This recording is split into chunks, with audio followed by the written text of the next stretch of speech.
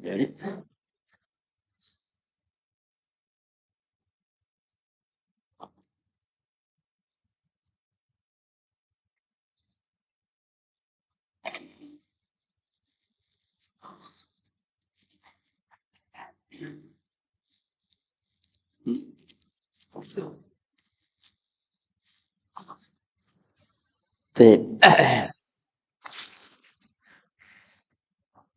Bismillahirrahmanirrahim. Assalamualaikum warahmatullahi wabarakatuh. Alhamdulillah, nahmaduhu ta'ala wa nasta'inuhu wa nastaghfiruh. Na'udzu billahi min syururi anfusina wa min sayyiati a'malina. May yahdihillahu fala mudilla lah wa may yudlil fala hadiya lah. Asyhadu an la ilaha illallah wahdahu la syarika lah wa asyhadu anna nabiyyana sayyidana Muhammadan salawatullahi wa salamuhu alaihi. Ya ayyuhalladzina amanu taqullaha haqqa tuqatih wa la tamutunna illa wa antum muslimun. Ya ayyuhalladzina amanu taqullaha wa qulu qawlan sadida yuslih lakum a'malakum wa yaghfir lakum dhunubakum wa man yuti'illaha wa rasulahu faqad faza fawzan 'azima. Amma ba'd, fa inna asdaqal hadisi kalamullah, khairal hadi hadi nabiyyina Muhammad sallallahu alaihi wa ala alihi wasallam, wa syarrul umuri muhdatsatuha, fa inna kulla muhdatsatin bid'ah wa kulla bid'atin dhalalah, kulla dhalalatin finnar. Alhamdulillah, ma'asyiral ikhwa wal akhwat, al-hadirin, al-hadirat. Alhamdulillah, kita bersyukur dan memuji hanya kepada Allah, karena sungguhnya apa yang telah kita rasakan, apa yang kita rasakan sekarang, apa yang kita nikmati, bahkan nanti ada lagi nikmat-nikmat yang kita akan terima sebagai seorang mukmin. Ya, tentu kita meyakini itu semuanya datangnya dari Allah. Fama min ni'matin famin Allah. Tidak ada satu nikmat pun kecuali nikmat itu datangnya dari Allah. Yauma idzin la tus'alunna yauma idzin 'anil na'im. Dan sebaliknya, nanti pada hari kiamat, la tus'alunna, kalian pasti akan ditanya, pasti akan dimintai pertanggungjawaban, pasti akan dihisab dari anin na'im, dari semua nikmat yang diterima, yang kecil, yang besar, yang kita akui atau tidak. Karena kadang ada nikmat kita tidak rasakan, tidak akui bahwa itu nikmat.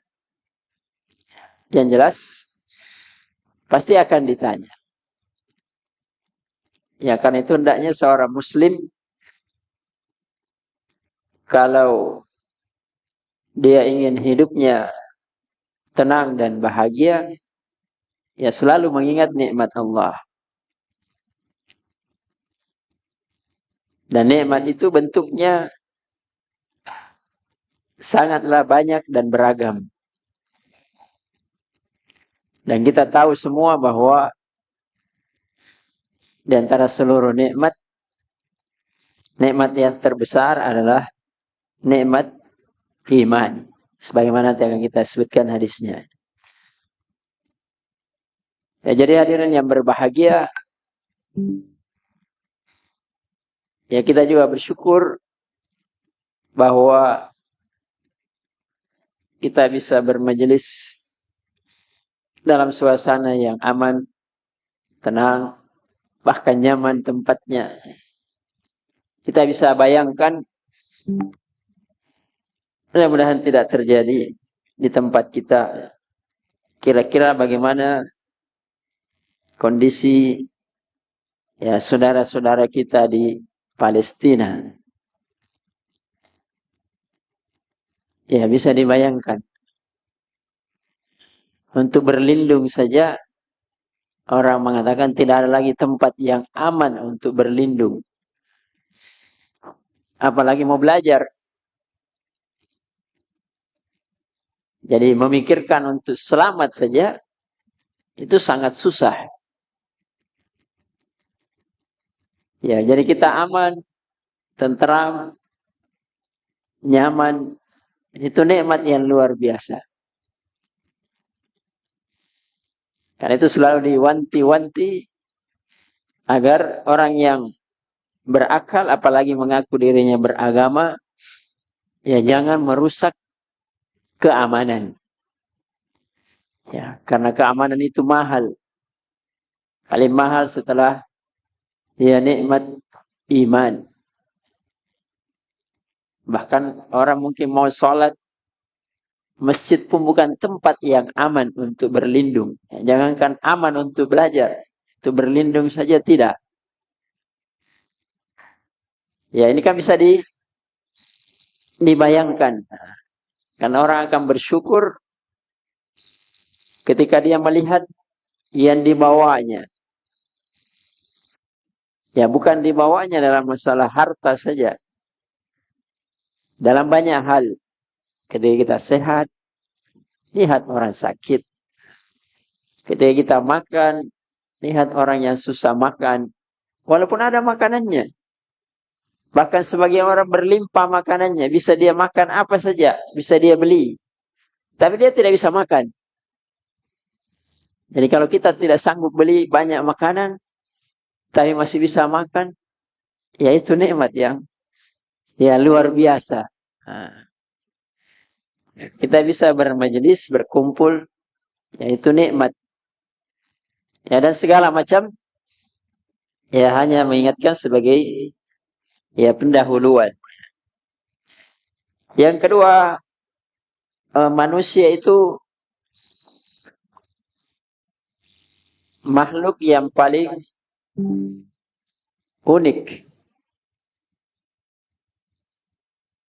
Kenapa unik?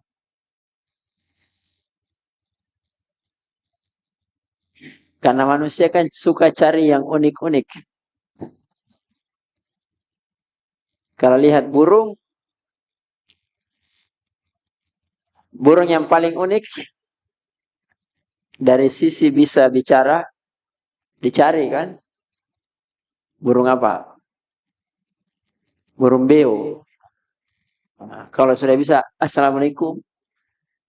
Assalamualaikum. Wah, bangganya yang punya. Ya kan begitu. Kalau ada burung apa warnanya yang tidak dimiliki oleh burung-burung yang lain, bangga dia. Tapi manusia ini sebenarnya semua kelebihan dari sisi fisik, mental, akal, apalagi hati, itu ada pada manusia. Tapi jarang kita memperhatikan hal tersebut. Sehingga sebagian manusia justru tidak menjaga nilai yang ada pada dirinya sebagai manusia.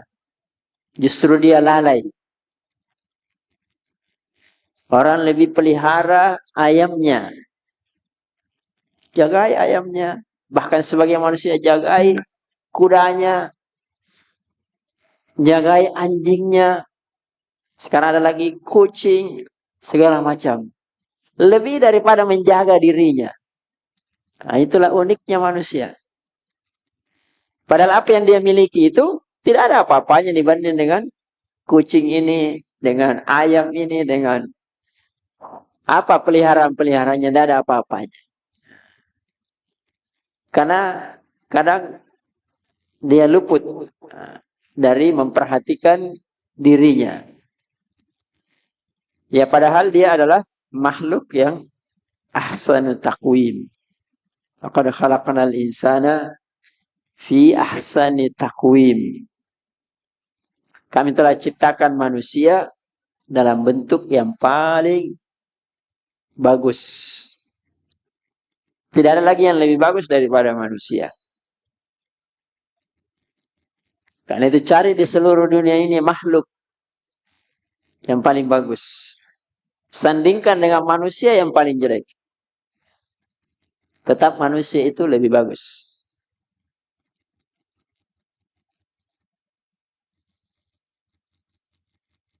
Ya, makanya manusia dipilih oleh Allah untuk menjadi pengatur alam semesta.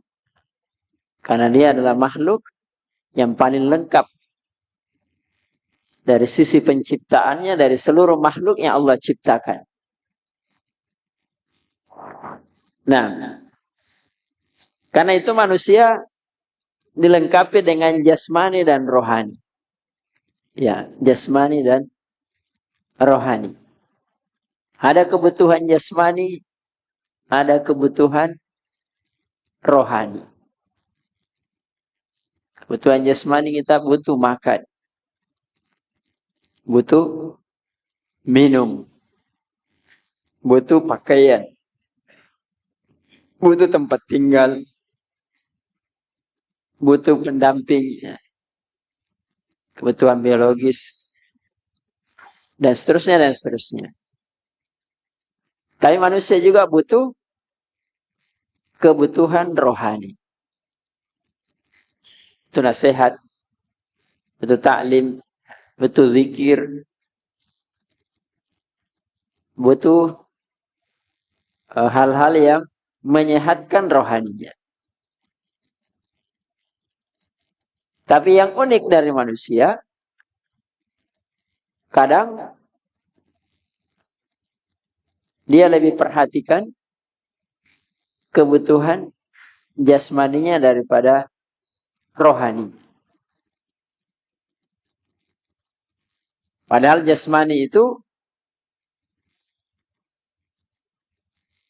bagaimanapun, tadi kan, jasmani itu bagaimanapun dijaga, dia akan menurun.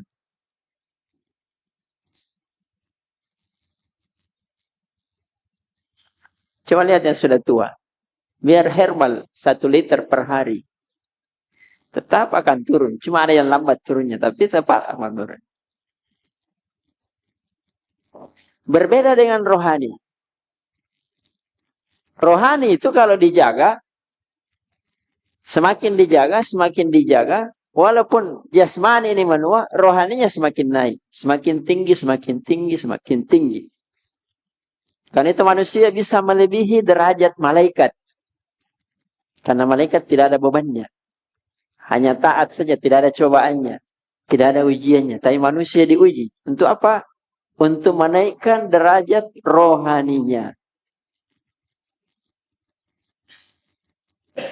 Tapi kan aneh manusia itu, unik. Apanya yang unik? Yang selalu dijaga kesehatan jasmaninya. Dibuat rumah sakit yang besar-besar, yang bagus-bagus peralatannya. Tapi tidak ada rumah sakit rohani. Harusnya yang dibuat bagus-bagus, pesantren. Karena itu mengelola rohani. Yang dibuat bagus-bagus, pengajian. Karena itu memperbaiki rohani. Dan dia akan naik terus kalau dijaga. Bukan turun. Ya itulah gunanya Allah menurunkan kitab-kitab. Mengutus para rasul. Supaya derajat rohani manusia itu bisa terjaga. Kalau bisa naik terus, naik terus. Sampai bertemu dengan ya Allah subhanahu wa ta'ala. Nah, walaupun iman sebagaimana yang kita yakini bisa naik turun. Tapi maksud saya, itu bedanya dengan jasmani. Rohani bisa naik terus. tidak akan turun. Walaupun pernah menurun, tapi bisa naik lagi, lompat. Beda dengan jasmani. Biar bagaimana jaga, dia akan menurun terus. Nah, itu satu sisi ya. Kemudian sisi yang lain, bahwa manusia itu sebagai makhluk yang saya sebutkan tadi, makhluk yang unik, tapi sekaligus makhluk yang paling sempurna, paling bagus. Tetapi yang lebih unik dari semua itu, manusia diberi oleh Allah bentuk jasmani yang berbeda-beda. Yang hadir di sini tidak ada yang sama. Walaupun dia kembar. Jasmani yang berbeda-beda. Walaupun dia kembar. Banyak sekali miripnya, tapi tetap yang hadir di sini berbeda. Tidak ada yang sama. Satu dengan yang lain. Bahkan sebagai manusia, berbeda warna kulitnya. Ada yang putih, hitam. Ada yang campuran. Ada yang sawamatan. Ya, ada yang merah, kemerah-merahan. Ya, macam-macam. Ya kan begitu.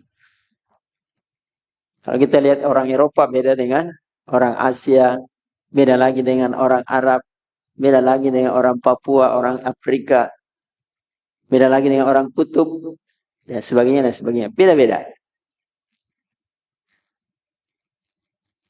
Tetapi yang lebih unik daripada itu, apa yang lebih unik? Manusia juga berbeda-beda karakternya. Bahkan orang yang tadi saudara kandung, bahkan dia kembar, itu pasti karakternya berbeda. Pasti karakternya berbeda. Sifat-sifatnya berbeda. Padahal dia lahir dari bapak, ibu, rahim yang sama. Tapi ternyata karakternya berbeda-beda. Ada yang suka marah, ada yang lambat marah. Ada yang pelit, ada yang dermawan. Ya. Ada yang suka senyum, ada yang ditunggu senyumnya, tidak tahu kapan dia senyum. Ya kan manusia beda-beda. Ada yang suka bercerita, ada yang diam saja. Ya segala macam. 1001 macam karakter manusia. Jadi berbeda-beda. Bahkan orang yang kembar tadi, yang bapak ibunya sama, bersaudara pun karakternya tidak ada yang sama. Walaupun ada yang mirip, tapi pasti beda. Nah, itu yang unik dari manusia.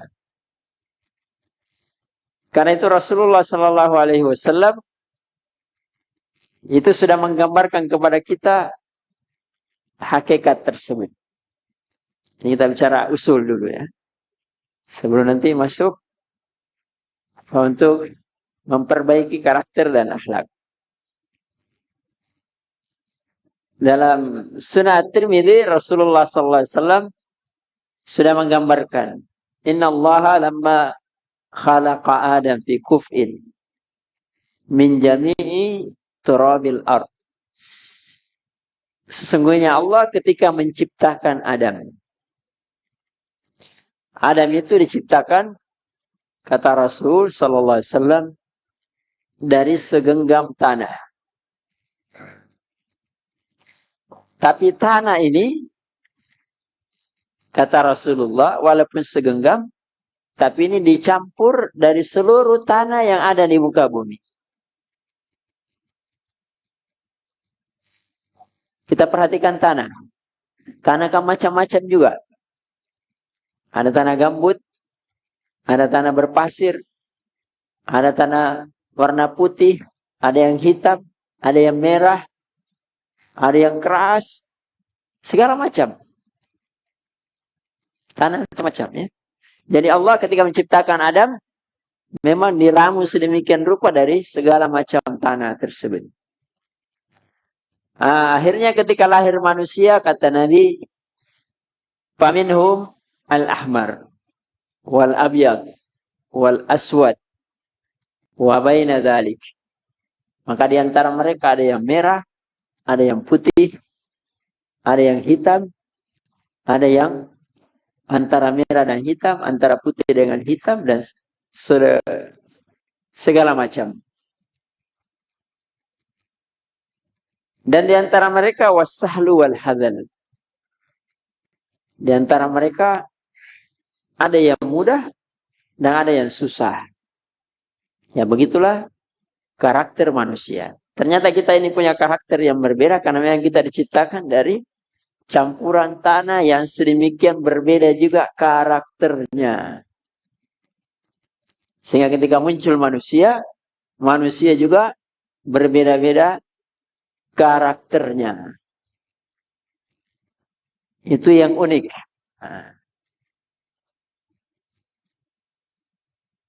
Karena itu yang paling susah dikendalikan di muka bumi ini, di antara makhluk Allah, siapa? Yang paling susah dikendalikan? Manusia.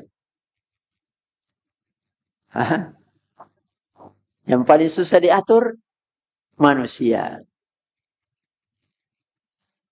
Kalau hewan-hewan lebih mudah diatur.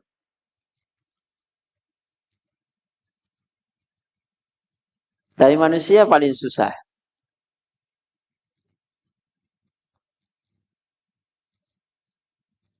Baik. Dan dikuatkan dalam ucapan Abdullah bin Mas'ud radhiyallahu ta'ala anhu, "Inna Allaha qassama lakum akhlaqakum kama qassama lakum arzaqakum." Sungguhnya Allah membagi-bagi tabiat kalian, akhlak kalian, sifat-sifat kalian, macam-macam. Sebagaimana Allah juga membagi-bagi rezeki bagi kalian. Tidak ada orang yang sama rezekinya. Walaupun dari bapak dan ibu yang sama, pasti nanti beda juga rezekinya masing-masing. Ya bahkan orang yang gajinya sama pun tidak sama rezekinya. Ada orang golongan 3A, sama-sama 3A, besarnya gajinya sama persis, tapi lihat kehidupannya sama tidak? Ada yang bisa beli NMAX, ada yang bisa beli sepeda saja. Ada yang bisa bangun rumah, ada yang bisa kontrak rumah saja, padahal gajinya sama.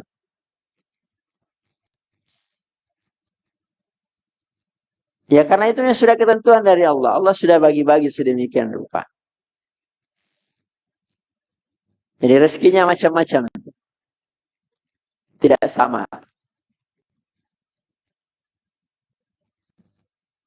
Wa inna Allaha yu'til mal liman yuhibbu wa liman la yuhib. Sesungguhnya Allah memberi harta kepada orang yang dia cintai dan juga kepada orang yang dia tidak cintai. Semuanya diberi sesuai rezekinya masing-masing. Tetapi wa yu'til iman wa la yu'til iman illa liman yuhib. Tapi Allah tidak memberi nikmat iman kecuali kepada orang yang Allah cintai. Jadi iman itu tidak dibagi kepada semua orang. Makanya kita selalu sering berulang-ulang mengatakan hidayah itu nikmat yang paling mahal. Kalau Allah bagi-bagi karakter, iya. Allah bagi-bagi rezeki, iya. Tapi iman itu, Allah, kalaupun Allah bagi-bagi, hanya khusus kepada orang-orang yang dicintai oleh Allah. Ya maka berbahagialah kita Bergembiralah kita ketika kita termasuk orang-orang yang diberi oleh Allah iman. Berarti kita ini termasuk orang yang dicintai oleh Allah. Jadi ketika Allah memberi kita rezeki yang sedikit misalnya, tapi kita diberi iman, tetap kita berbahagia. Karena tidak semua orang diberi nikmat iman. Faman dhanna bil mali ay yunfiqahu wa khafa al aduwa ay yujahidahu wa haba al laila ay yukabidahu falyuksir min qawlihi la ilaha illallah walhamdulillah subhanallah wallahu akbar. Tapi barang siapa yang menyangka bahwa hartanya nanti habis atau berkurang kalau dia bersedekah, artinya pelit. Siapa yang takut kepada musuh-musuhnya, siapa yang tidak bisa bangun di waktu malam untuk sholat malam, maka hendaklah dia memperbanyak dari ucapan subhanallah walhamdulillah wala ilaha illallah wallahu akbar. Ya, maksud dari ucapan Ibnu Abbas ini, ucapan Ibnu Mas'ud ini, bahwa karakter yang berbeda-beda tadi itu sebagiannya bisa diolah, sebagiannya bisa diolah, atau sebagiannya bisa ditempatkan sesuai dengan karakternya masing-masing. Misalnya tadi ada tanah yang keras, bisa menjadi lembut kalau dicampur. Artinya bisa dirubah. Kalau tidak bisa dirubah, tanah yang keras itu dipikirkan apa yang cocok baginya dengan yang kondisinya yang keras seperti itu. Apa yang bisa ditanam kalau dia keras. Atau dibanguni saja karena dia keras, tidak cocok untuk ditanami. Itu namanya disesuaikan sifat dan karakternya. Ya, jadi jangan ada sebagian orang mengatakan saya ini sudah tabiatnya pemarah. Jangan aku datang. Kalau tidak mau kau lihat saya marah, pergi saja. Tidak bisa lagi saya rubah-rubah. Tidak. Tabiat itu bisa dirubah, bisa diperbaiki, bisa diolah. Dan itulah tujuannya agama ini diturunkan oleh Allah. Bukankah Rasulullah sallallahu alaihi wasallam mengatakan innama bu'istu liutammima makarimal akhlak. Saya diutus oleh Allah untuk menyempurnakan. Artinya ada sesuatu yang ada diproses supaya menjadi sempurna. Yang sebelumnya kurang ditambahi. Yang sebelumnya bagus diperbagus. Itu namanya liutammim. Kalau masjid sudah jadi tapi belum difinishing itu namanya takmim. Disempurnakan. Sama kalau anak muda belum sempurna separuh agamanya, dinikahkan supaya sempurna separuh agamanya. Ya. Ada orang kuliah belum selesai kuliahnya karena belum ikut ujian atau belum susun skripsi. Digenjot, diberi motivasi agar menyelesaikan, disempurnakan. Walaupun dia sudah tahu, dia sudah belajar, tapi disempurnakan.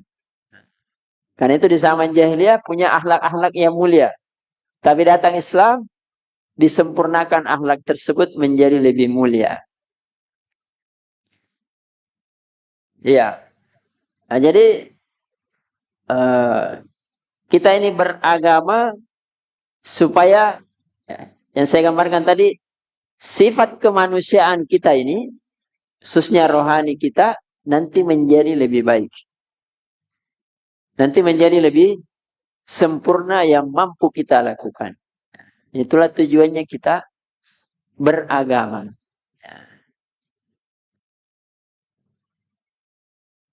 Karena itu Rasulullah Shallallahu Alaihi Wasallam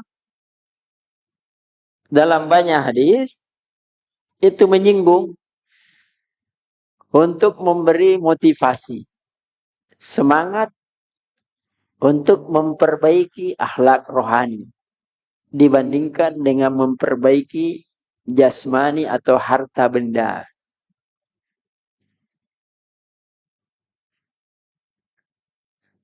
Ya, kita kan sudah sering mendengar Rasulullah SAW bersabda,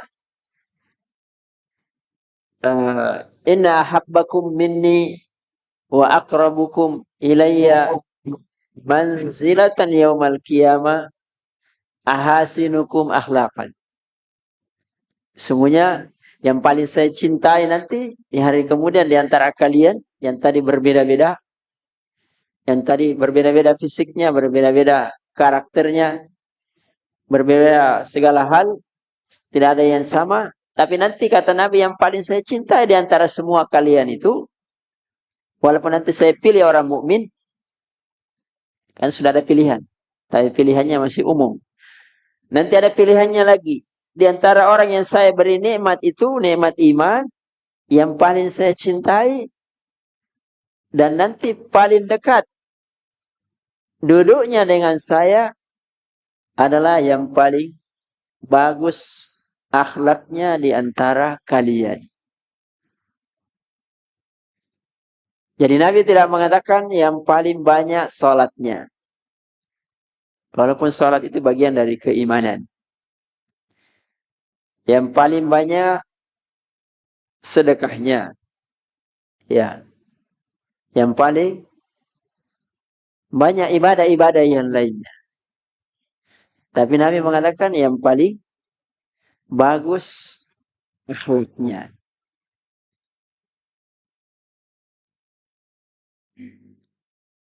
Ya, kenapa demikian jamaah sekalian? Kalau dia orang mukmin, akhlak itu cerminan dari keimanan. Ya, cerminan dari keimanan. Sebagaimana ibadah juga nanti tercermin dalam bentuk akhlaknya. Makanya dikatakan seperti salat. Sesungguhnya salat itu, inna salata tanha anil fahsya'i wal munkar. Sesungguhnya salat itu mencegah dari perbuatan keji dan mungkar. Keji dan mungkar itu kan akhlak. Jadi orang yang salat tercermin akhlaknya. Dia tidak berbuat keji dan mungkar. Berarti bentuk tercermin muamalahnya sehari-hari setelah dia ibadah kepada Allah, itu tercermin dari akhlaknya. Makanya ulama-ulama kita kan menulis dalam buku-buku akidah bahwa orang yang paling bagus akhlaknya itu adalah orang yang paling bagus akidahnya. Ya, bukankah Nabi itu orang yang paling bagus akidahnya, tapi juga paling bagus akhlaknya. Karena nanti akan bertentangan. Kalau akidahnya bagus atau dianggap bagus, tapi akhlaknya tidak bagus. Orang bilang casingnya seperti HP KW. Casingnya yang bagus, tapi isinya tidak bagus. Suka lemot-lemot. Walaupun bentuknya bagus. Jadi itu cerminan.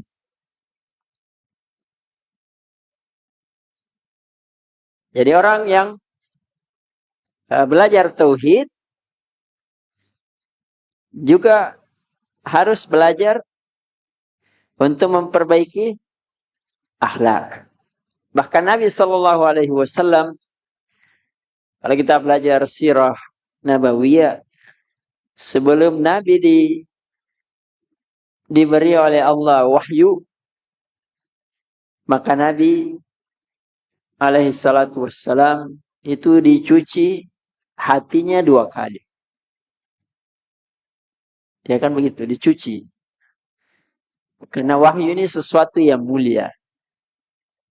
Tidak bisa dipikul kecuali orang yang suci hatinya. Ya, dakwah ini amalan yang paling mulia. Tidak bisa dipikul kecuali orang yang mulia hatinya, dan itu tergambar dari akhlaknya yang mulia. Karena itu banyak kita lihat dakwah itu bagus, tapi nanti dirusak bukan oleh tauhidnya yang rusak, tapi akhlak orang-orang yang membawakannya yang rusak. Ya kan kebanyakan begitu. Karena sembrono, karena sembarang dia bilang, nanti akan kita jelaskan sedikit. Karena kurang pertimbangan, kurang ini, dan seterusnya.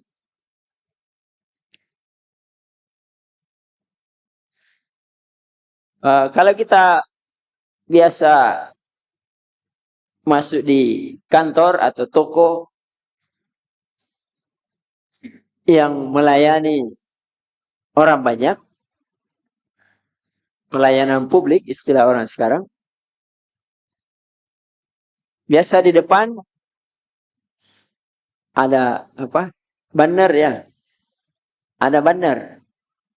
Ditulis 5S. Apa itu 5S? Jadi kalau ada orang yang datang, kamu harus senyum. Sapa, salam, apa lagi? Sopan, santun, atau apa saja. Singkatan dari 5S tersebut. Bentuk apa dibuat itu? Banyak sisinya, tapi nanti kita akan lihat. Kalau kita bicara tentang agama kita.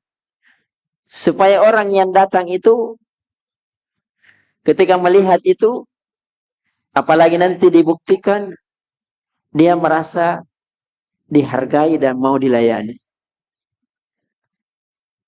Jadi baru masuk sudah dilihat, maka dia akan senang. Oh, saya akan dilayani dengan baik. Kenapa orangnya ini mau senyum, mau sapa, mau salam, mau ini, mau ini. Jadi sudah bahagia hatinya, belum dilayani. Apalagi kalau sudah dilayani dan terbukti. Mesti kalau pulang dari rumah sakit, pasti dia cerita, bagusnya di situ pelayanannya. Kenapa? Kita baru masuk, senyum, disapa, ditanya, diberi salam. Apalagi kalau dikasih air minum, ya senang, bahagia. Tapi kalau baru masuk, cemberut, tidak dilayani, segala macam yang orang pada umumnya tidak suka. Maka walaupun dia mendapatkan apa yang dia inginkan, dia akan cerita, di situ bagus obatnya, tapi pelayanannya tidak bagus. Kenapa? Perawatnya, dokternya 11-12. Tidak ada senyum, tidak ada sapa. Kalau orang sudah sakit, tambah sakit. Ya. Maka harusnya kalau rumah sakit atau tempat-tempat pelayanan publik atau toko memberlakukan hal tersebut karena ada yang dia inginkan dari urusan dunia. supaya laku, supaya orang Jawa membeli, datang lagi berobat, segala macam. Ya itu kan yang dia kejar. Makanya biasa pelayanannya walaupun dia terpaksa, tetap senyum. Walaupun sudah capek. Walaupun gajinya kecil, tetap senyum. Karena kalau tidak diganti. Nah sekarang kita kembali kepada diri kita masing-masing. Kita ini orang muslim.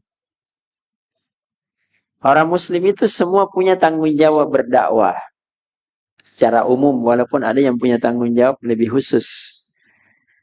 Para ulama, penuntut ilmu, pengajar, dan sebagainya. Tapi semua sebenarnya punya tanggung jawab untuk berdakwah.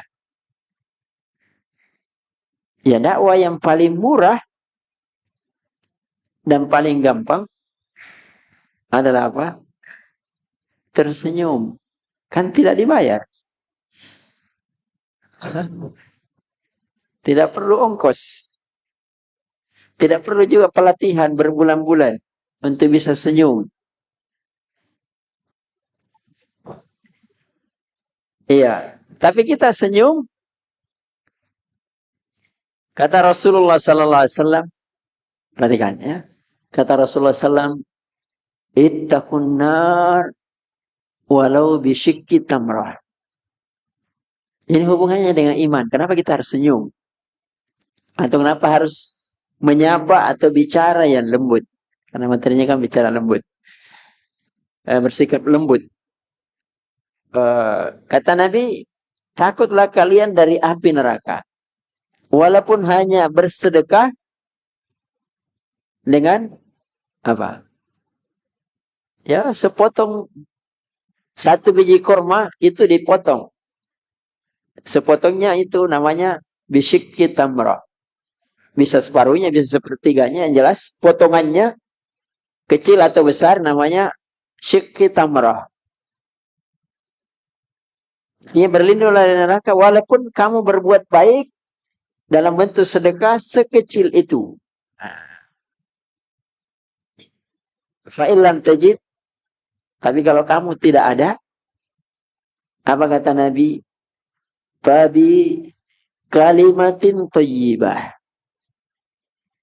Dengan bahasa yang santun. Bahasa yang lembut. Itu juga sedekah.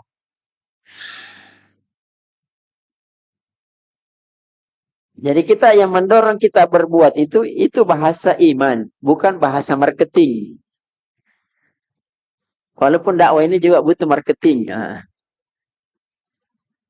Tapi marketingnya bukan untuk dunia. Marketingnya untuk pahala akhirat. Nabi SAW mengatakan, bi antalqa akhaka biwajhin talq, fahuwa laka sadaqah. Ya kamu bertemu dengan saudaramu, kalau tidak bisa berbicara, cukup dengan wajah yang berseri-seri. Itu sudah merupakan sedekah. Ya bayangkan, wajah ceria saja ketemu orang, walaupun kita susah, harus ceria. Kenapa? Karena ceria itu sedekah. Jadi kalau kita bertemu dengan orang wajahnya ceria, kita juga walaupun banyak beban, kurang bebannya. Tapi kalau kita sudah lagi ribut dengan istri, ketemu lagi teman, teman juga cemberut, bebannya bertambah. Ya subhanallah, ya agama kita ya. Ya jadi, tadi kita bahasanya bahasa iman. Yang mendorong kita berbuat adalah iman. Jadi kita bukan dididik karena ada kepentingan yang lain. Tapi kita dididik oleh Nabi, kepentingan kita karena kita ingin berlindung dari api neraka. Kita ingin nanti dekat dengan Rasulullah Sallallahu Alaihi Wasallam. Nah, dalam hadis yang lain Rasulullah Sallallahu Alaihi Wasallam, dan saya Muslim ya, Inna Allaha rafiqun yuhibbur rifqa Wa yu'ti 'ala rifqi ma la yu'ti 'alal unuf. Kata Nabi, sungguhnya Allah itu maha lembut. Allah maha lembut. Jadi salah satu sifat dari sifat Allah itu adalah lembut. Dan Allah mencintai yang lembut. Dan Allah akan memberi kepada kelembutan apa yang Allah tidak akan beri kepada kekerasan. Jadi Islam ini tidak pernah dididik berbuat kekerasan.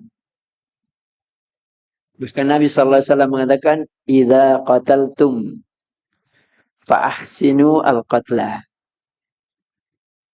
Kalau kalian mau menyembelih ini, menyembelih hewan ya, bukan menyembelih manusia.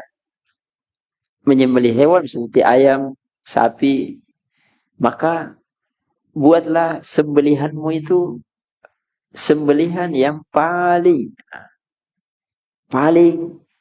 bagus. Paling bagus itu maksudnya cepat dan cepat mati. Jangan kita gerek ayam lama tumpul. Kasihan ayamnya. Jadi pada waktu menyembelih saja, ini hewan. Hewan. Bukan manusia. Tetap, dan itu hal yang halal. Tetap disuruh berbuat yang paling bagus. Jangan menyakiti. Bagaimana kira-kira dengan manusia? Yang manusia itu makhluk yang paling unik dan paling lengkap. Tidak boleh disakiti sama sekali. Karena itu dikisahkan, ya, salah seorang imam namanya Taqiyuddin As-Subki rahmatullahi alaih. Suatu ketika anaknya memanggil anjing. Anjing, ya kalb, ibna kalb. Wahai anjing, anaknya anjing. Ayahnya, Imam Taqi ini mendengar. Ya bunayya la taqul hakada. Wahai anakku, jangan mengucapkan seperti itu. Dia bilang, ayah, bukankah dia anjing? Bapaknya juga anjing, saya kan tak salah. Apanya yang salah? Anaknya memang anjing, lahir dari bapaknya anjing kan? Tapi apa kata beliau? Iya betul. Tetapi agama ini mendidik kita untuk tidak menyakiti. Jadi walaupun anjing itu tidak punya akal seperti kita, kalau dia tahu panggilan itu panggilan menyakitkan, itu tidak boleh dilakukan. Ya subhanallah. Ini kepada binatang. Sementara kita kadang buat WA, tidak dipikir, tulis saja. Kita tidak pernah muroja. Apa kalimat saya ini menyakiti orang atau tidak? Walaupun kita benar. Walaupun yang disampaikan itu betul. Tidak ada yang salah. Tapi kadang-kadang kalimat itu membuat orang sakit hati. Ya maka diganti dengan kalimat-kalimat thayyibah. Kalimat yang lembut. Itulah agama. Ya itulah karakter sejatinya orang muslim.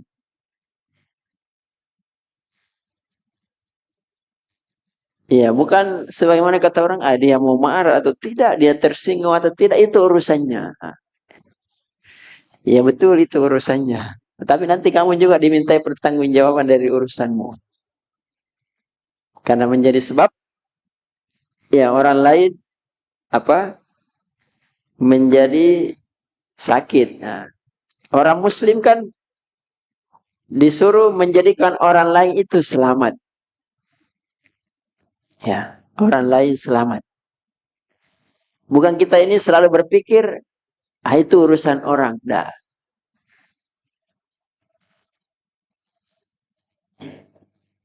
Karena itu ada dua orang ulama, ya. Saya lupa namanya. Dua ulama, satu pincang, satu buta. Atau matanya buta sebelah. ketika keduanya ingin berjalan beriringan, maka satu dengan yang lain saling mengingatkan.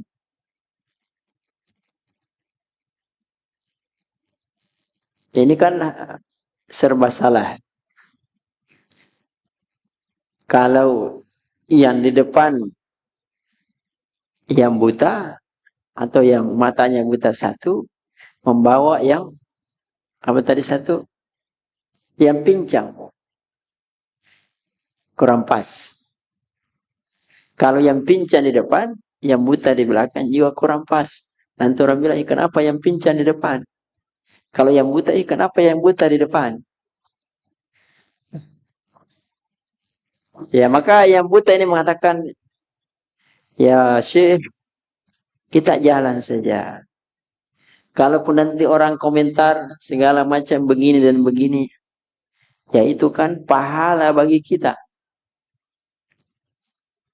Ya kan kalau orang menggibahi, itu kan pahala bagi kita, dosa bagi dia. Ya betul kan, tidak ada yang salah dari itu juga. Pernyataan itu betul. Tapi perhatikan ilmunya yang satu lebih dalam daripada yang pertama. Dia mengatakan betul apa yang kamu ucapkan. Tapi kita ini dididik bukan mau cari pahala, tapi orang dapat dosa. Hah? Kita ini dididik, kita cari pahala, orang cari pahala. Atau minimal kita dapat pahala, orang tidak dapat dosa.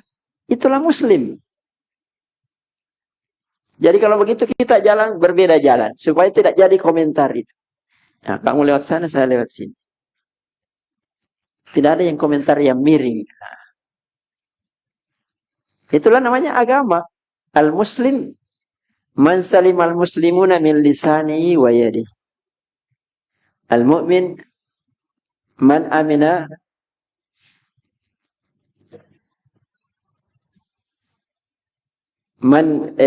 al-muslim, orang muslim itu orang yang muslim yang lain selamat dari lisan dan tangannya, dan orang yang mukmin adalah manusia yang aman. Aminan nasu min lisanihi wa yadihi. Selamat aman dari lisan dan tangannya. Itulah orang muslim dan orang mukmin. Dan itulah akhlak yang diajarkan oleh Rasulullah sallallahu alaihi wasallam. Jadi tidak pernah Nabi mau mencari kebaikan walaupun orang berbuat dosa.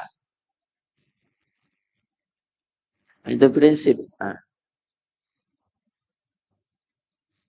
Makanya kita tidak dididik untuk balas dendam.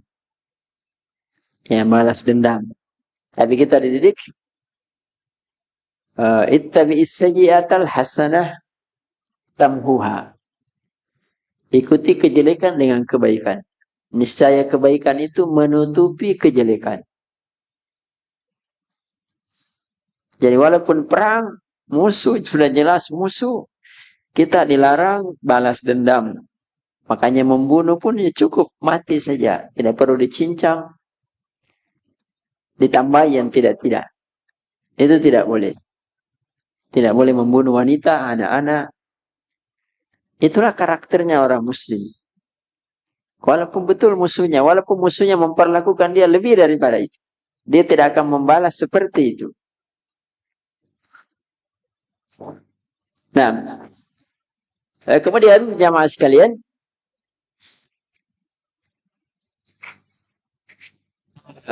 kelembutan itu dimulai dengan ucapan, ya, sebelum tindakan. Karena orang akan menilai dari ucapan sebelum tindakan. Allah Subhanahu wa taala menyebutkan dalam Al-Qur'an, wa qul li ibadi, katakanlah wahai hamba-hambaku, yaqulul lati hiya ahsan. Hendaklah hamba-hambaku itu mengucapkan, apa kata Allah, ucapan-ucapan yang ahsan, bukan yang hasan. Hendaklah ucapannya itu ucapan yang terbaik. Bukan yang baik saja. Jadi kita itu kalau mau belajar,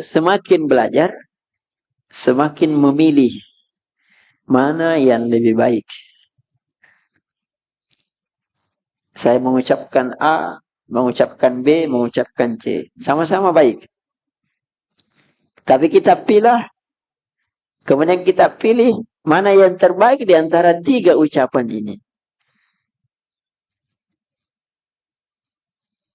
Orang mengatakan ganti diksi ya. Kalau bahasa apakah ganti diksinya, ganti framingnya. Supaya ini orang pahami lebih bagus daripada ini. Lihat bahasanya orang Badui dengan bahasanya sahabat Nabi yang bukan Badui. Lihat bahasanya para Nabi. Kepada orang tuanya yang kafir, bahasanya tetap bahasa yang paling santun. Ya abati, lima ta'budus syaitan. Wahai bapakku. Dia tidak katakan wahai musuhku. Padahal musuhnya. Karena bapaknya meyakini kesyirikan, dia meyakini tauhid. Bapaknya mengancam bahkan mengusir. Tapi dia tidak balas. Tapi dia balas dengan kalimat yang ahsan. Yang paling bagus.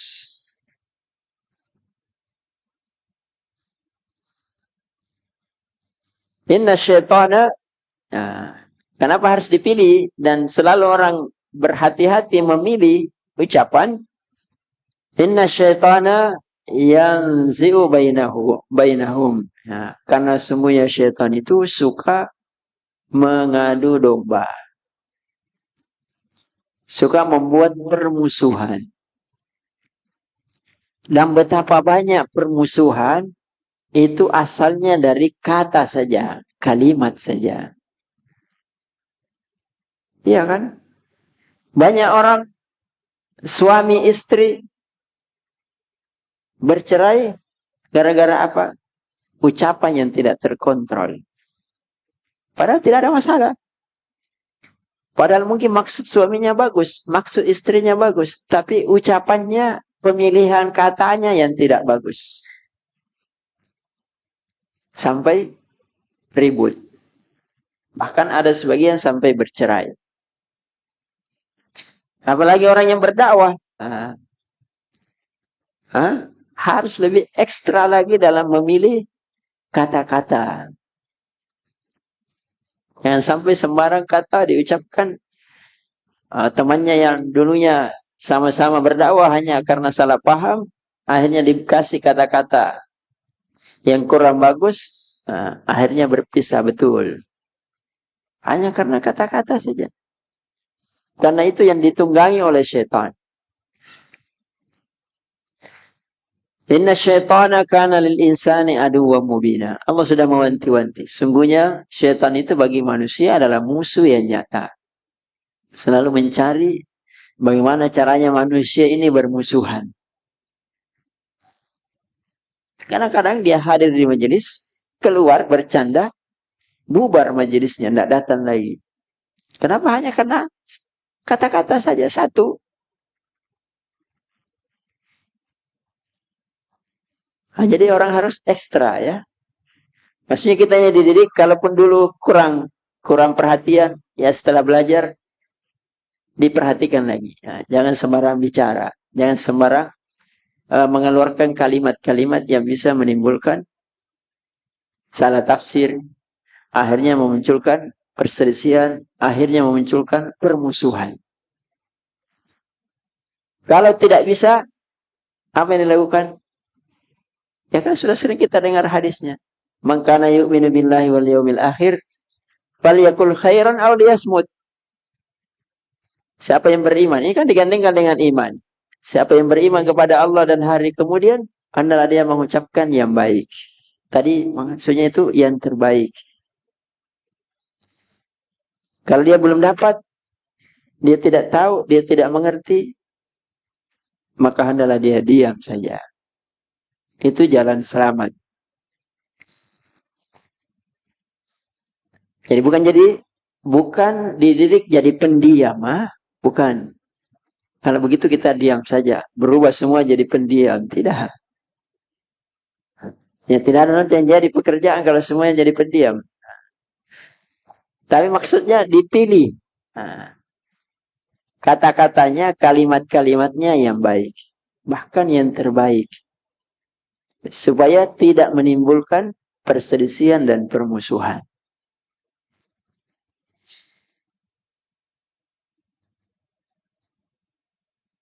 Dan Allah Azza wa Jalla itu menjadikannya janjian. Wa idh akhadna mitsaqa bani Israil la ta'buduna illallah atau la ta'buduna illallah ya. Kami telah mengambil perjanjian dengan Bani Israel. Di antara isi perjanjiannya Allah dengan mereka, la ta'buduna illallah. Janganlah kalian menyembah kecuali hanya kepada Allah. Ini tauhid. Kemudian janji yang kedua, wabil walidaini ihsana. Hendaklah terhadap kedua orang tuamu kalian berbuat yang terbaik, ucapan maupun perbuatan. Wadil kurba, kerabat dekat, wal yatama, anak-anak yatim, wal masakin, dan orang-orang miskin. Kemudian perjanjian berikutnya, wa qulu linnasi husna. Dan hendaklah kalian mengucapkan, berkata kepada manusia dengan ucapan yang baik. Ini kepada semua manusia, bukan kepada yang muslim saja. Kepada yang kafir pun demikian. Karena itu suatu ketika ada seorang ulama yang namanya Al-Ahnaf Ibnu Qais rahimahullah. Pernah dia bertengkar dengan seseorang. Ya namanya manusia. Tidak ada orang yang tidak pernah bertengkar. Atau sangat. Mungkin kalau kita mau survei, adakah manusia yang tidak pernah bertengkar? Susah sekali ya. Jadi pernah bertengkar dengan seseorang. Maka lawannya ini mengatakan, ya Ahnaf, kalau kamu mengucapkan satu kalimat kepadaku, kan lagi marah bertengkar. Saya akan mengucapkan kepadamu 10 kalimat. Ya kalau orang marah kan begitu. Apalagi ibu-ibu. Bukan 10 kalimat. Mungkin ratusan. Bahkan sebagian orang kalau bertengkar keluar kamusnya. Kamus kebun binatang. Kamus WC yang jorok-jorok. Apa kata beliau? Lah. Bahkan kalau kamu terbalik, anta takul asyran, ana la akul lakum walau wahid. Kamu ucapkan 10 pun, saya tidak akan mengucapkan kalimat walaupun satu. Artinya apa? Kalau bertengkar, jalan paling selamat, salah satunya harus diam. Diam. Jadi kalau suami marah, ya istri yang diam. Kalau istri yang marah, suami yang diam. Kalau guru yang marah, santri diam. Kalau santri yang marah, ya guru diam. Bubar nanti santrinya. Tapi maksudnya biarkan dulu dia. Nanti ya baru diselesaikan. Kalau pemimpin marah, rakyat jangan marah. Kenapa? Karena itu ditunggangi oleh syaitan. Ditunggangi oleh syaitan. Dan itulah yang selalu dicari kesempatan. Ya jadi begitu para salaf. Selalu berbicara yang lembut, yang baik, yang terbaik. Kalau tidak bisa, diam. Ya itu yang selamat. Tapi sekarang kan orang dilarang diam. Pokoknya bicara. Bahkan kita sekarang dididik, rakyat harus bicara. Apa yang mau dibicara? Itu saja yang diputar-putar orang. Kepentingan rakyat, ini. Itu kan putar-putar saja di situ. Tidak lebih dan tidak kurang.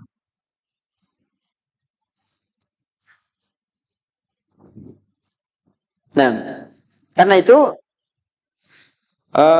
Rasulullah Sallallahu Alaihi Wasallam ya pernah memberi gambaran kepada kita orang yang diharamkan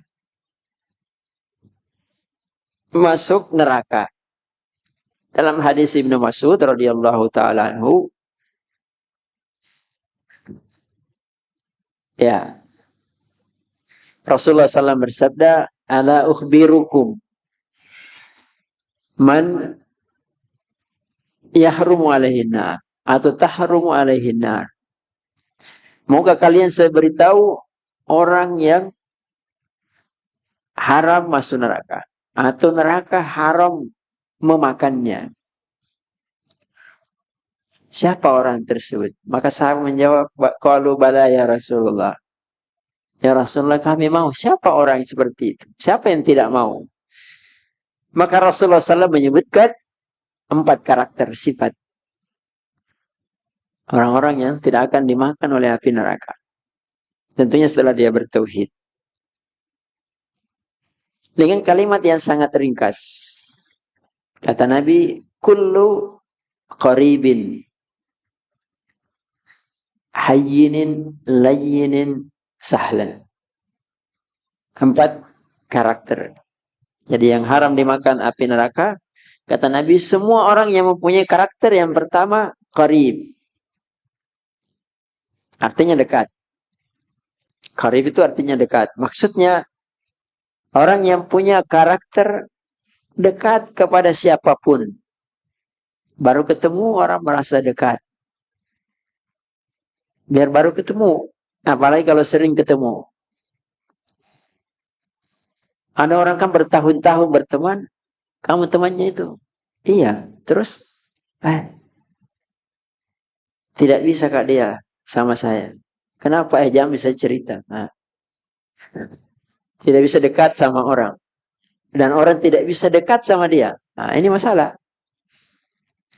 Artinya kadang kan kita punya karakter malu. Malu mendekat sama orang. Tapi ketika orang mendekat, kita harus sambut. Jangan juga dibalas, kita tidak bisa didekati dan tidak bisa mendekati. Ya, kalau begitu, mau jadi apa kita? Apalagi mau berdakwah. Hah?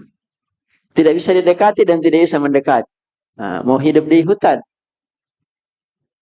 Bagaimana kalau punya istri?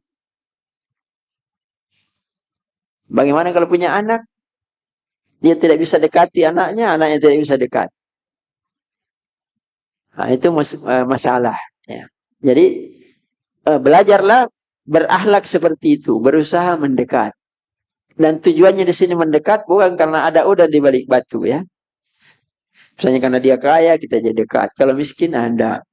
Tidak, maksudnya didekati karena kita ingin memberi kebaikan. Kebaikan kan banyak tadi, walaupun kalimat thayyibah itu sudah kebaikan. Senyum, itu sudah kebaikan. Karena kalau orang merasa dekat, atau mudah didekati, orang merasa nyaman. Bukankah surga itu tempat yang nyaman? Hah? Surga kan tempat yang paling nyaman. Karena itu Nabi, kekhususannya Nabi ya, yang perlu dicontoh, Nabi itu semua sahabatnya itu merasa dekat dengan Nabi. Walaupun hanya 1 kali bertemu.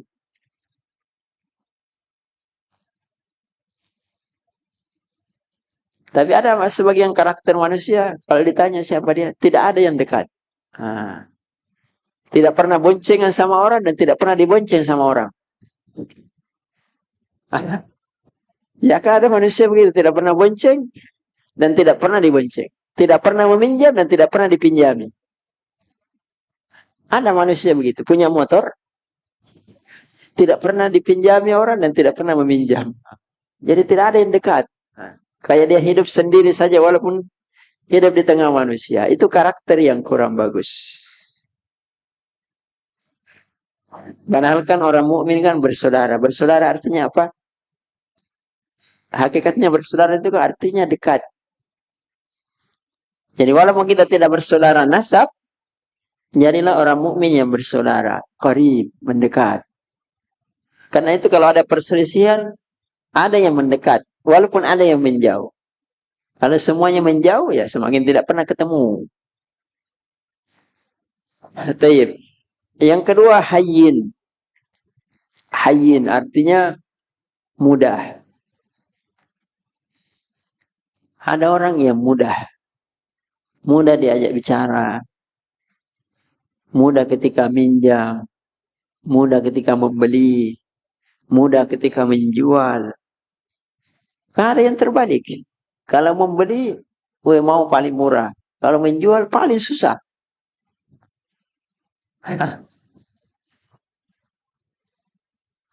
Ada orang selalu mau dibicarai. Tapi kalau dia bicara, tidak mau orang, ada lagi orang yang mau bicara. Dia saja. Kan namanya tidak hayyin. Tidak timbal balik. Mudah. Apalagi kepada keluarga, istri dan anak. Mudah. Urusan orang dipermudah, jangan dipersulit. Jangan seperti kaidahnya orang Indonesia. Karena masih bisa dipersulit, kenapa dipermudah? Makanya dibuat regulasi apapun selalu jadi susah. Tapi kalau kembali kepada akhlak Nabi, ya subhanallah, mungkin negeri kita akan lebih makmur dan lebih bagus. Dan bagaimana kalau pemimpin itu selalu berpikir begitu? Bagaimana dipermudah rakyat bukan dipersulit? Walaupun susah mengatur orang banyak. Tapi kalau prinsipnya selalu dia ingin permudah, ya insya Allah juga akan mudahkan. Yang ketiga, layyin. Layyin tadi sudah kita singgung ya. Lembut.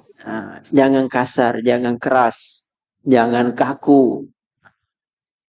Jangan tidak ada pokoknya. Selalu bilang pokoknya. Kalau saya tidak mau, ya sudah. Pokoknya tidak mau.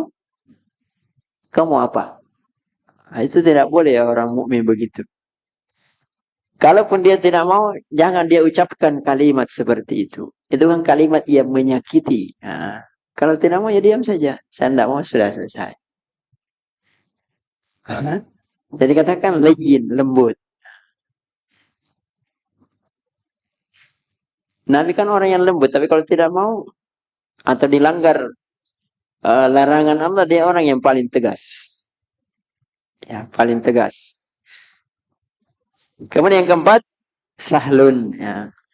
Sahlun mirip sebenarnya dengan hayyin tadi, yakni memudahkan. Jadi orang yang diharamkan api neraka, orang yang selalu memberi kemudahan bagi orang lain. Ya makanya kan kalau punya utang, memberi utang sama orang, kalau memang orang tidak bisa bayar, dikasih tunda. Menunda itu kan pahala. Tetap haknya akan dikasih, tapi memberi tunda itu kan pahala. Karena memberi tunda itu memudahkan. Tapi sebaliknya jangan selalu cari menunda-nunda utang walaupun ada uangnya. Dosa. Al-mumatil itu dosa. Karena mempersulit orang mendapatkan hak. Mempersulit.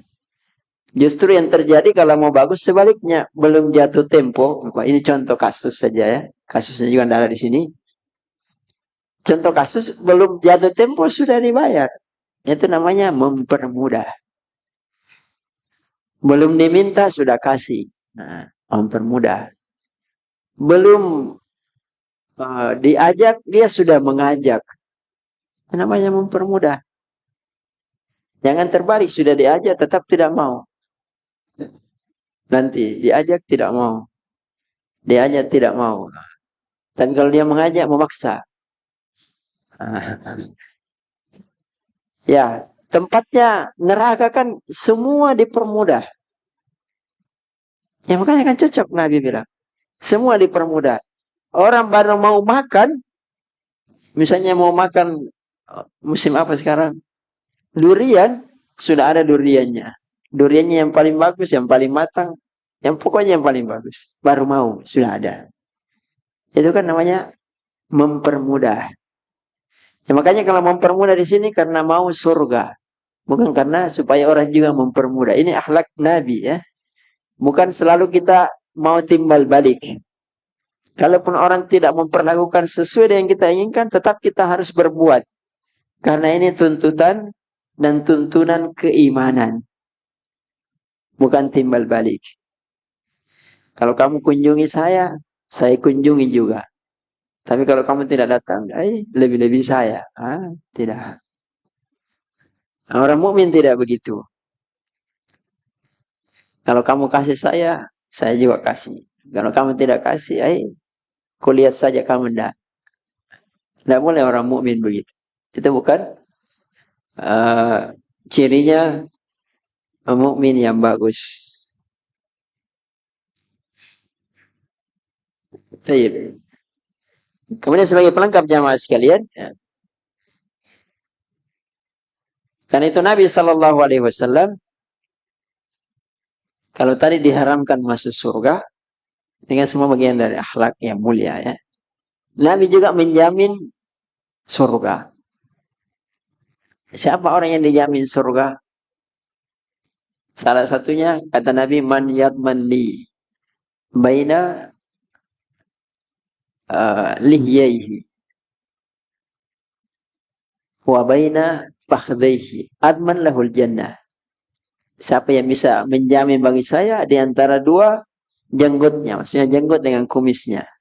Maksudnya lisannya. Siapa yang bisa menjaga? Saya jamin baginya surga. Siapa yang bisa menjamin bagiku menjamin di antara kedua pahanya. Maksudnya menjamin kemaluannya. Tidak sembarang disalurkan. Maka saya jamin baginya surga. Ini kan akhlak yang mulia. Jaminannya surga. Ya jadi bukan jaminannya supaya kita dihargai tetangga. Supaya kita dipuji. Ya, supaya kita juga jadi hidup aman. Ya itu. Kalaupun itu ada. Bukan itu jadi tujuan utama dan tujuan pokok. Tapi yang jelas biasanya juga mengikut. Tapi tujuan utamanya karena keimanan. Kan tidak ada yang lebih berharga daripada keimanan. Banyak orang-orang kafir mencontoh sebagian akhlak ini, tapi mereka tidak dapat apa-apa. Karena tidak dibangun di atas keimanan. Ya, mereka hanya membangunnya di atas kepentingan dunia saja. Ya, kepentingan dunia saja. Nah, berbicara tentang lisan tentu banyak ya hadis yang terkait dengannya. Karena itu Nabi alaihi salatu wassalam ya sebagai penutup ya mengajarkan kepada kita doa. Ya doa supaya kita bisa merubah atau memperbaiki ya akhlak kita. Allahumma hdini li ahsanil akhlak. La yahdini illa ant. Allahumma srif anni sayyi'aha la yasrifha illa ant. Ya Allah, berikanlah hidayah kepadaku untuk mendapatkan akhlak yang paling mulia. Jadi minta kepada Allah. Karena Allah yang bisa merubah.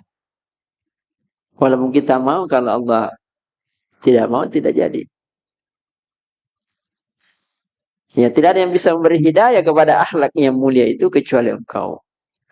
Ini tauhid. Jadi mengembalikan semua urusan kepada Allah. Ya, kita kan kadang banyak berdoa, ya Allah, berilah harta yang banyak.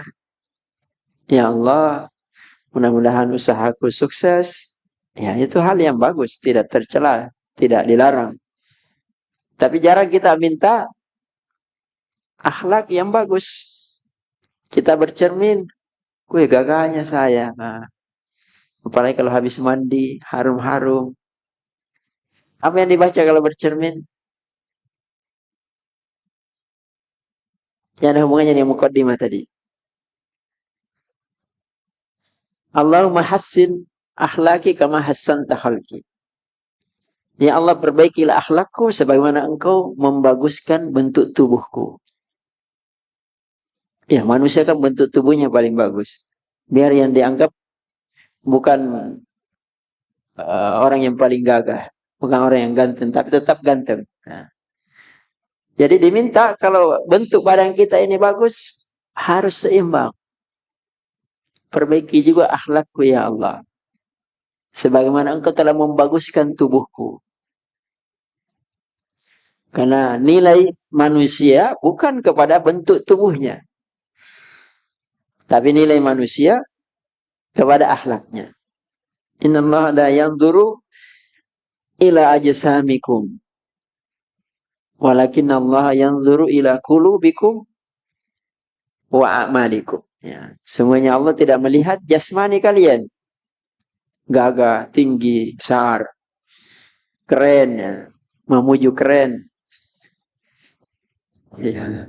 Dia tidak melihat itu. Walaupun dilihat oleh manusia itu. Tapi Allah tidak. Allah melihat apa yang dilihat oleh Allah.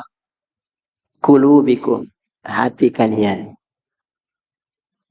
Jadi kita berakhlak yang mulia itu dorongan dari hati. Ya. Jangan dorongan karena tidak enak sama teman. Apalagi ustaz. Nah, tidak enak sama ustaz kalau tidak ditraktir. Nah. Ya jangan dorongan itu ya. Walaupun itu boleh jadi pemicu, tapi jangan jadi pemicu utama. Pemicu utamanya, saya ingin berbuat baik. Ingin mendapatkan ya pahala dari Allah. Kepada siapapun. Kepada istri, kepada anak, kepada tetangga, dan yang lain-lainnya, bahkan kepada seluruh makhluk. Karena itu Nabi dipuji bukan oleh sahabatnya saja, tapi dipuji oleh musuh-musuhnya sekalipun. Kenapa dipuji? Karena akhlaknya. Tidak mungkin mereka memuji Nabi ibadahnya. Mereka tidak tahu ibadahnya Nabi. Kalaupun dia tahu, tidak masuk di kepalanya akhlak. Itu kan urusannya kamu. Tapi urusan yang terkait dengan mereka, muamalah, akhlak. Maka mereka memujinya. Ya, karena itu sejarah menunjukkan banyak orang yang masuk Islam karena akhlak. Ya, bukan karena taklim terus. Ya, kalau sejarah Indonesia kan salah satu versi ya. Salah satu versinya yang menyebarkan Islam ke Nusantara ini kan para pedagang. Bukan karena bagi-bagi uang. Tapi karena dilihat akhlaknya. Orang muslim ini jujur. Orang muslim ini bisa dipercaya. Orang muslim ini bergaulnya bagus. Maka mereka tertarik. Apa keyakinanmu? Apa agamamu? Maka mereka ikut. Ya seperti itu. Nah, saya kira cukup ya untuk hari ini. Mudah-mudahan bermanfaat.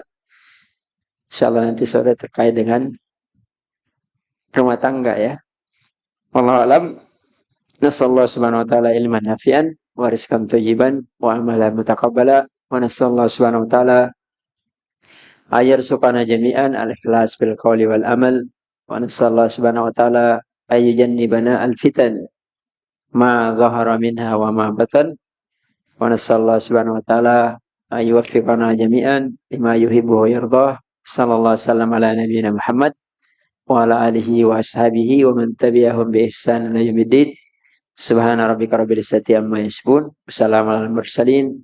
Wa akhiru da'wana alhamdulillahi rabbil alamin. Assalamualaikum warahmatullahi wabarakatuh.